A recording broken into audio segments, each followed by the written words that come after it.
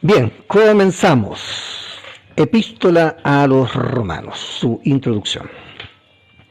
La Epístola a los Romanos, escrita por el apóstol Pablo, es una de las cartas más profundas y teológicamente ricas del Nuevo Testamento. Dirigida a la iglesia en Roma, compuesta por cristianos de origen judío y gentil, esta carta aborda de manera clara y estructurada las doctrinas fundamentales del cristianismo, especialmente la justificación por la fe, la gracia de Dios, la santificación y la vida según el Espíritu. A través de esta epístola, Pablo expone el Evangelio de manera sistemática, explicando cómo la humanidad, a pesar de su pecado, puede ser reconciliada con Dios y cómo debe vivir en respuesta a esa gracia inmerecida. Deme un segundito.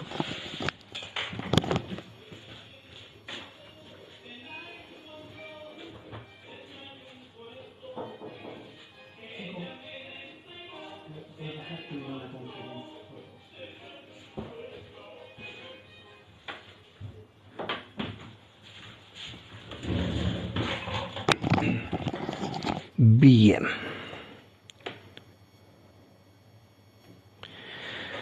Seguimos.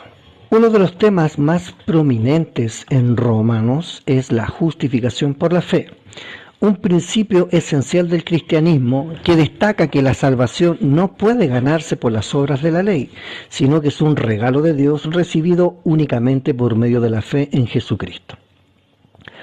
A lo largo de la carta, Pablo argumenta que tanto los judíos como los gentiles están igualmente necesitados de la salvación de Dios y que la justicia de Dios se revela en el Evangelio, alcanzando a todos los que creen en Cristo. Esta carta también se aborda el rol del Espíritu Santo en la vida cristiana, la libertad que Cristo ha traído a sus seguidores y la soberanía de Dios sobre el proceso de salvación. Pablo busca no solo enseñar una teología robusta, sino también guiar a la iglesia en Roma a vivir de acuerdo con los principios del Evangelio. Les exhorta a vivir vidas transformadas, a vivir según el Espíritu y a ser testigos de la gracia de Dios en el mundo. La epístola ofrece una visión de la iglesia como un cuerpo unido, donde tanto judíos como gentiles deben vivir en armonía y reflejar el amor y la misericordia de Dios en su relación mutua. ¿Cuáles son las situaciones que el apóstol Pablo enfrenta en su epístola a los romanos desde la perspectiva histórica? En su epístola a los romanos, el apóstol Pablo enfrenta varias situaciones históricas y teológicas que son esenciales para entender el contexto en el que escribe esta carta. A continuación se abordan las principales situaciones que Pablo enfrenta. Número 1. Conflictos entre judíos y gentiles en la iglesia romana. Uno de los principales problemas a los que Pablo se enfrenta en la iglesia de Roma es la división entre los creyentes de origen judío y los de origen gentil. La iglesia romana, como muchas otras iglesias en el mundo antiguo, estaba formada por una mezcla de ambos grupos. Esta división se debía a las diferencias culturales y religiosas, especialmente en lo que respecta a la observancia de la ley judía, como la circuncisión y las prácticas alimenticias. Los judíos cristianos eran más propensos a seguir las tradiciones de la ley mosaica, mientras que los gentiles convertidos al cristianismo no compartían estas costumbres. La tensión entre estos dos grupos provocaba disputas sobre la naturaleza de la salvación y la pertenencia al pueblo de Dios. Los judíos cristianos creían que los gentiles necesitaban adherirse a la ley para ser aceptados plenamente en la comunidad cristiana, mientras que Pablo predicaba que la justificación era por fe en Cristo y no por las obras de la ley. Romanos 3:28 dice así: porque sostenemos que el hombre es justificado por fe, aparte de las obras de la ley. Romanos 14, versículo 1 al 3 dice así: reciban al que es débil en la fe, pero no para discutir sobre opiniones. Uno cree que puede comer de todo, mientras que el que es débil come solo verduras. El que come de todo no debe despreciar al que no come, y el que no come no debe juzgar al que come, porque Dios lo ha recibido. 2. El problema de la justicia de Dios y el pecado. Otro desafío que enfrenta Pablo es la cuestión de la justicia de Dios en relación con el pecado humano. La humanidad ha caído bajo el poder del pecado y esto se manifiesta en una profunda necesidad de salvación. El apóstol, mientras como tanto judíos como gentiles están bajo pecado, y que la única manera de ser justificados ante Dios es a través de la fe en Jesucristo, no por la obediencia a la ley, como dice Romanos 3, versículos 23 y 24. Esto genera una importante reflexión sobre la justicia divina.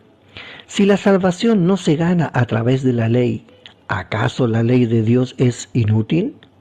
Pablo responde a esta pregunta explicando que la ley tiene un papel pedagógico, revelando el pecado, pero no puede salvar al ser humano.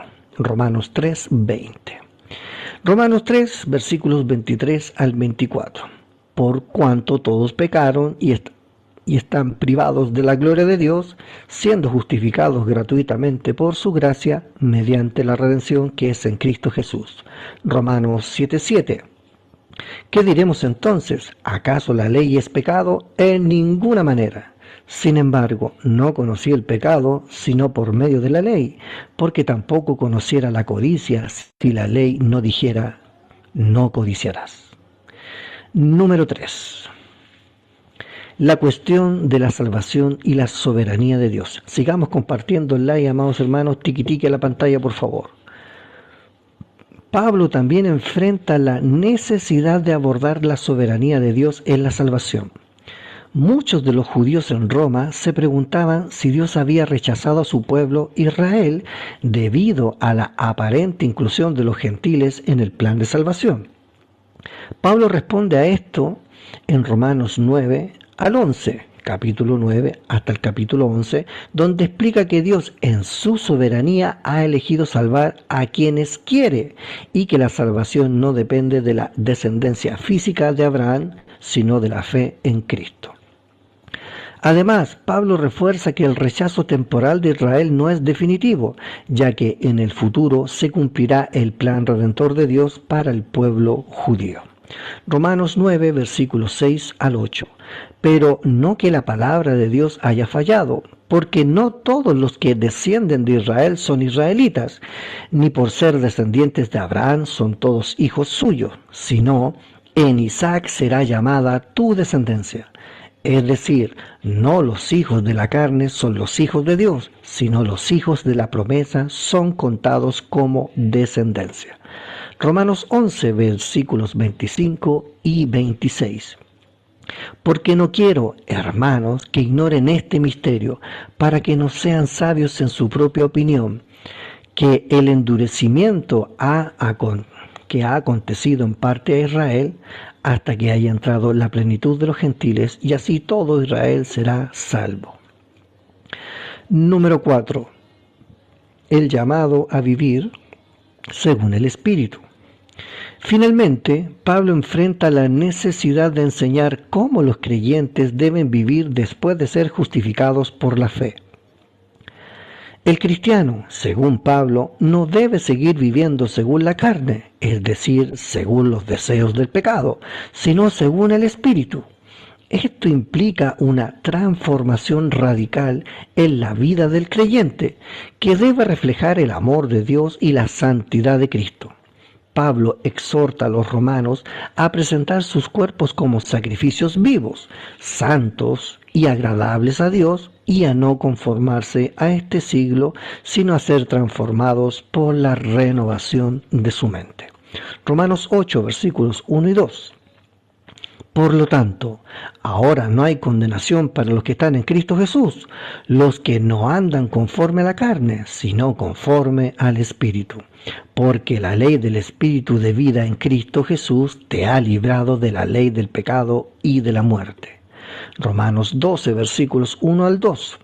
Por tanto, hermano, les ruego por las misericordias de Dios que presenten sus cuerpos como un sacrificio vivo, santo y agradable a Dios, que es su culto racional. Y no se conformen a este siglo, sino transfórmense por la renovación de su mente, para que comprueben cuál sea la voluntad de Dios, lo que es bueno, agradable y perfecto. En conclusión, la epístola a los romanos aborda cuestiones teológicas fundamentales como la justificación por la fe, la soberanía de Dios en la salvación, el papel de la ley y el pecado, y cómo los cristianos deben vivir de acuerdo con la nueva vida en Cristo.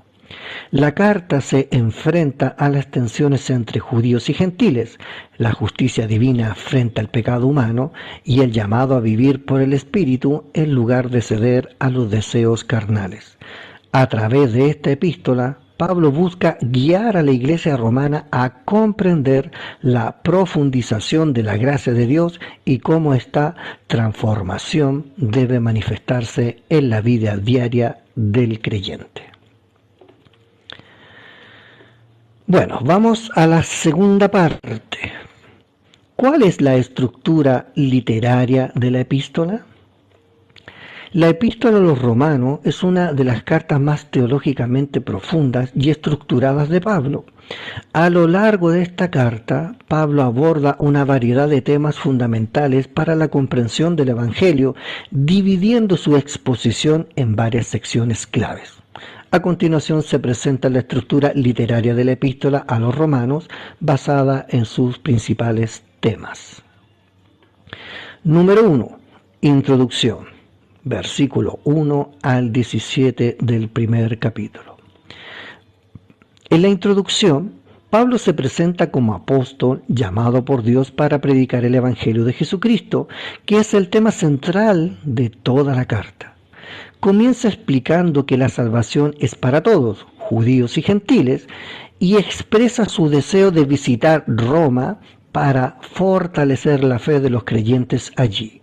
La introducción establece la premisa de la carta: el Evangelio es el poder de Dios para salvar a todos los que creen. Romanos capítulo 1, versos 1 y 2.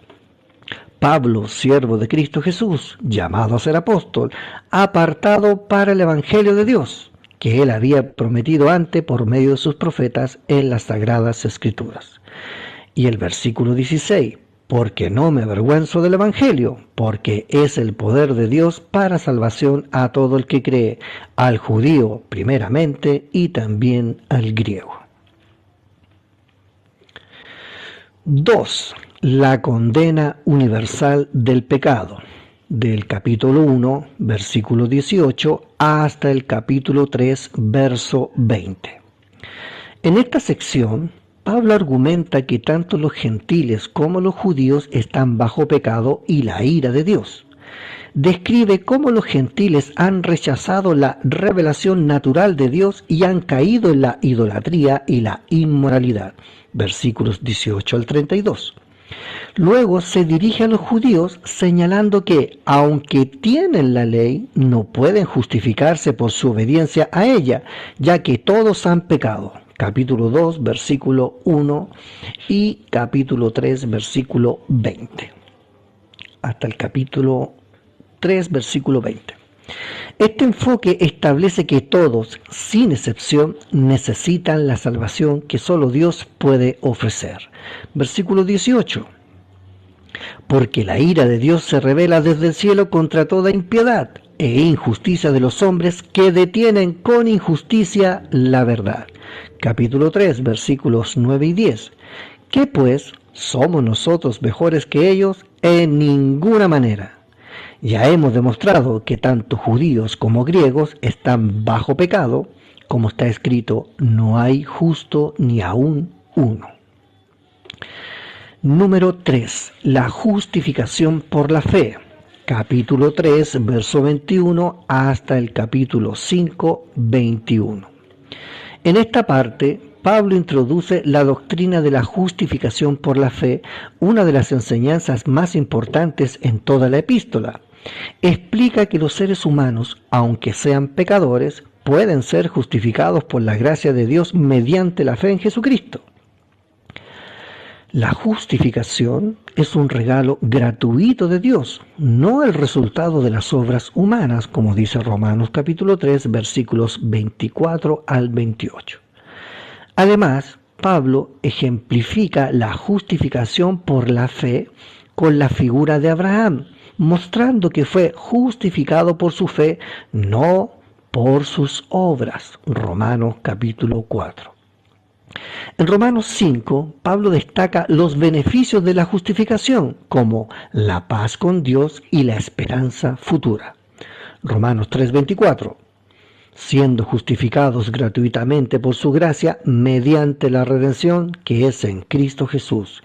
Capítulo 4, verso 3. Porque, ¿qué dice la Escritura?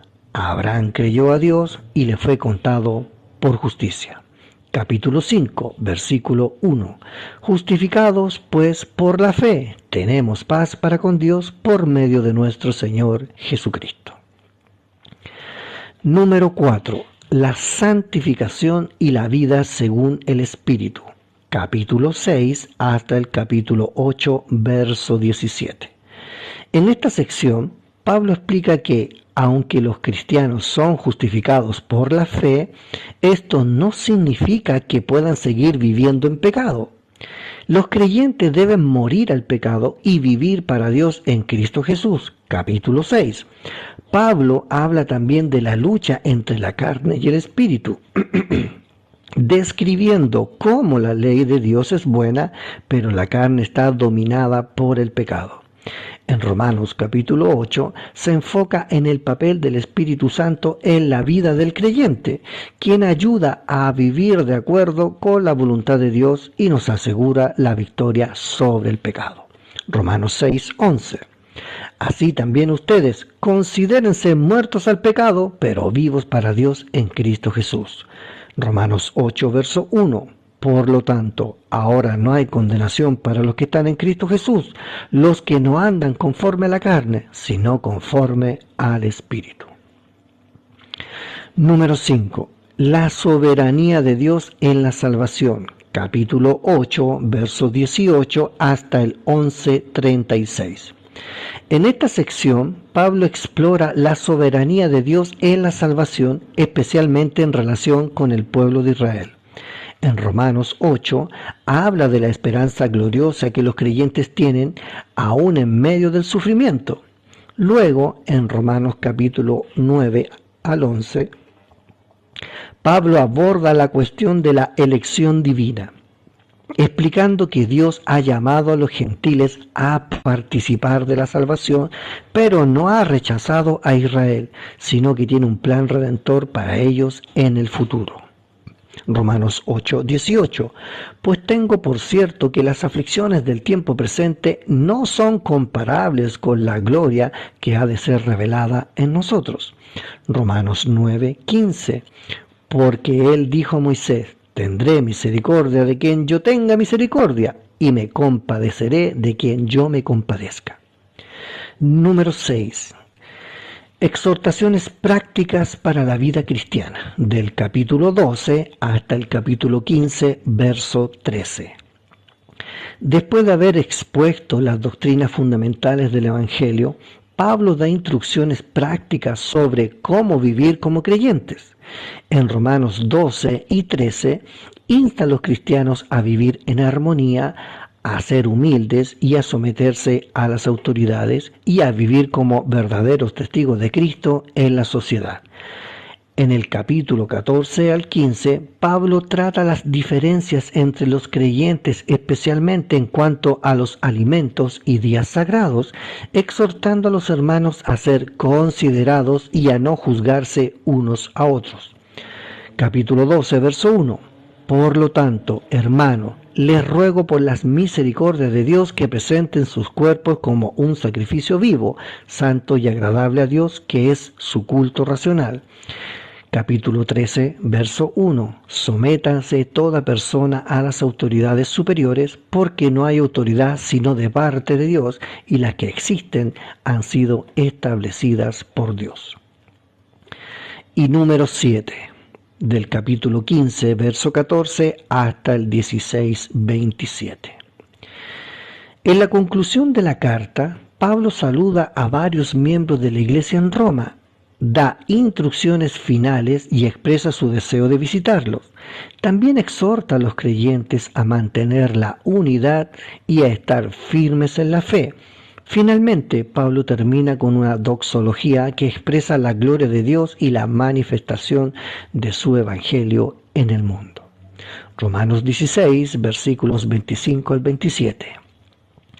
Aquel que puede fortalecernos según mi evangelio y la predicación de Jesucristo, según la revelación del misterio guardado en silencio durante tiempos eternos, pero ahora manifestado y por las escrituras de los profetas, conforme al mandamiento del Dios eterno, dado a conocer a todas las naciones para que obedezcan a la fe, al único sabio Dios, sea gloria por los siglos de los siglos. Amén. La estructura literaria de la epístola a los romanos refleja un enfoque meticuloso de Pablo para expresar una exposición teológica coherente y profunda que abarca la justificación por la fe, la vida según el Espíritu y la soberanía de Dios, mientras que también ofrece instrucciones prácticas para la vida cristiana. Esta estructura no solo clarifica el mensaje del Evangelio, sino que también busca fortalecer la unidad en la Iglesia de Roma, independientemente de las diferencias culturales, religiosas entre judíos y gentiles. Hasta aquí la exposición de este día. Si alguien quiere hacer alguna pregunta, consulta,